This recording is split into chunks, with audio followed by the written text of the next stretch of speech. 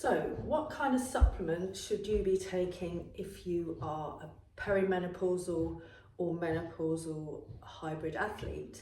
So, therefore, you're doing strength training, endurance training, and your training volume is quite high.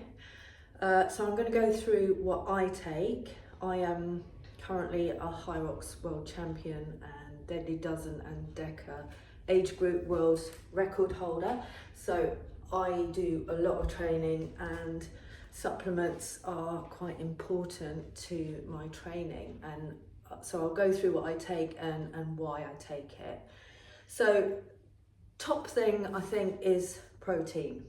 So you want to be aiming for 1.6 to 2 grams per kilogram of protein compared to your body weight. So sometimes that can be quite hard to reach. So, you know, lots of fish, chicken, breast, meat. If you're a vegetarian, it's a little bit harder, but pulses and that kind, lentils and all that kind of thing are high in protein. But I don't count my macros very accurately. I just aim to get as much protein as I can. So I do supplement with whey proteins. At the moment I'm using the clear whey protein from ESN. I really like that, so I get the orange flavour. But there are lots of different brands that you can use and they're all pretty good. Or you can get the ones that you mix up with yogurt. I actually eat quite a lot of Greek yogurt, have that with my breakfast. So my breakfast is quite high protein. I have porridge with milk and lots of Greek yogurt on top. So protein is essential for preserving and building muscle. And obviously as you get older, it's harder for you to do that because you naturally lose muscle as you get older. So also, second, vitamin D. So I take this in the winter. It's 15th of September today. My birthday tomorrow, I'm going to be 63.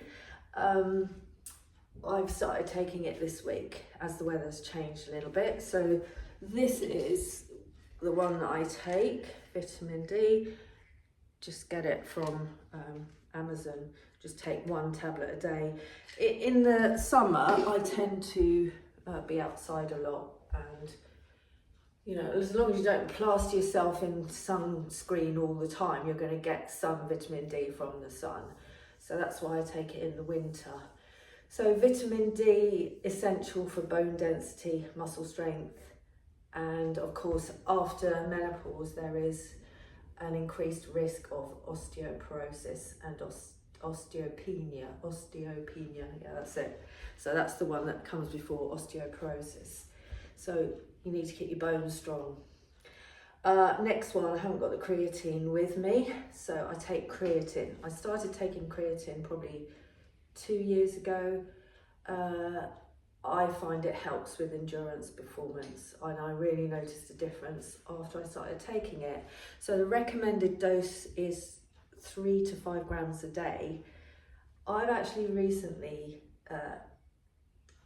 upped it to 2 scoops, so that's round about, I don't know, 6 to 10 grams a day. I only roughly measure it. And the reason for that was I listened to a podcast. It was on Diary of a CEO. I can't remember the name of the doctor, but she was very knowledgeable and she quoted all the science behind it.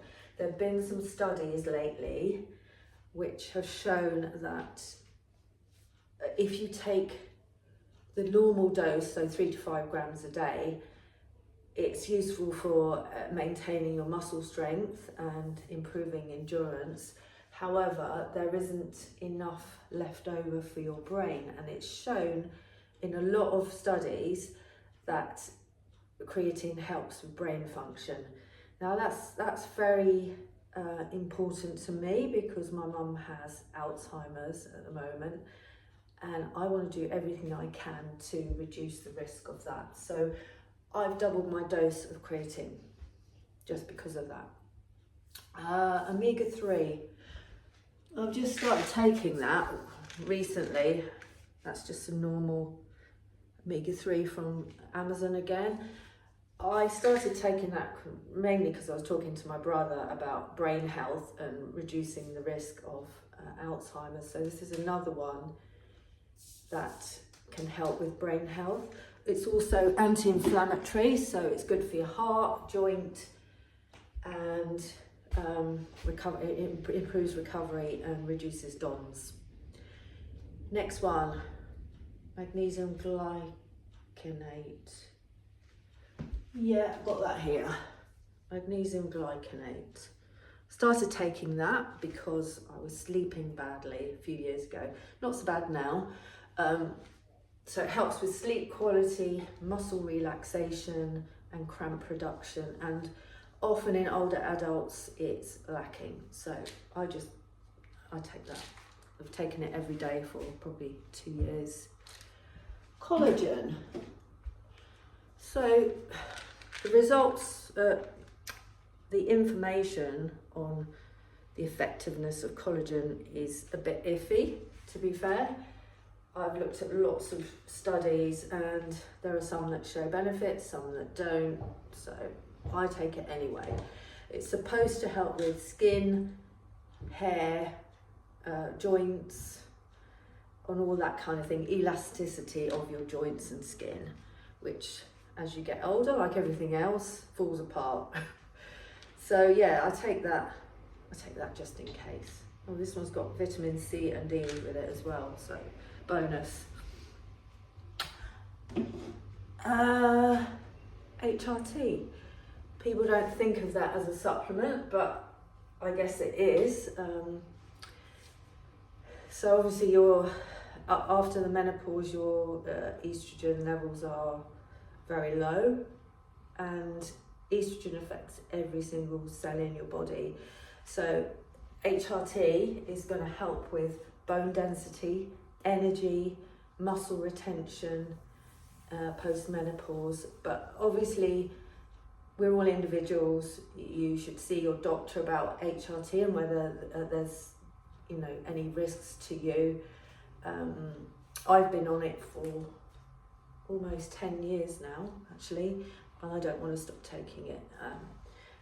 I think it benefits me. If it's got the bonus of improving your bone density and your muscle retention, I want to keep taking it. Next one, glucosamine.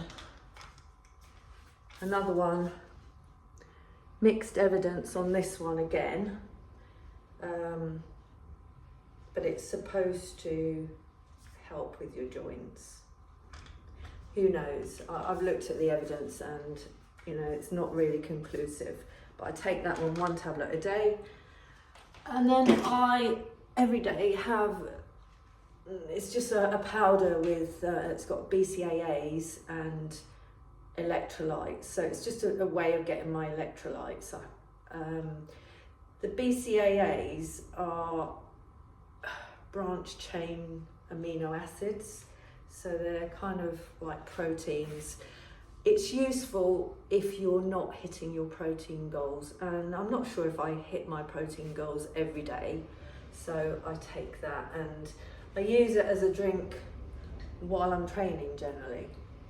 It's also supposed to be useful if you train fasted, which I never do because I'm always hungry. So I wake up hungry. The only day of the week that I train kind of fasted, well, I have banana, it's not really fasted, is on a Thursday when I do a 7 a.m. class, and the whole time I'm just thinking about food. So I'm not very good at fasted training.